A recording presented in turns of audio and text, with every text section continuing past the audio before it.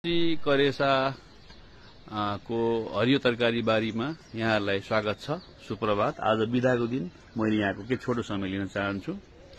यो साग यहाँले सबैले चिन्नुभएकै साग हो। यो साग त्यही पनि गेस गर्नु होला यो कुन साग हो भनेर। त्यस्तै यो सागमा कतिवटा बोटा छन् भन्ने पनि गेस गर्नु होला। यो साग निकै मौलाएको देखिन्छ। वास्तवमा साग राम्रो हुनको लागि चारवटा चाहिँ ध्यानुपर्छ।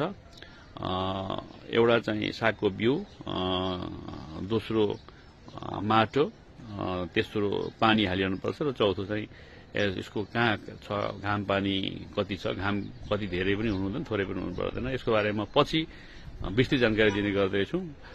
मलाई फलो गर्नु होला। र त्यो साग गेस गर्नु होला। सागमा कतिवटा बोटा छन् यहाँले गरिसक्नु होला। यो साग मैले विगत 7 महिनादेखि खाइरहेको छु।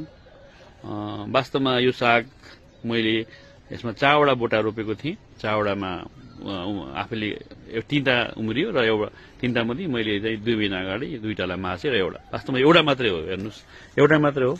यो एउटा मात्रै छ, हेर्नु होला। बोटा एउटा मात्रै हो। यो बिरुवा यहाँहरूले विश्वास गर्नु भएन भने म यहाँलाई टिप्दै देखाउँछु। यसले सानो फ्यामिलीलाई मजाले छाक पुग्छ र हामी साग धेरै खाने पनि होइन, थोरै थोरै खाइरहनुपर्छ। साग भनेको सधैँ खानुपर्ने चिज हो, शरीरको यहाँलाई थाहा छँदैछ।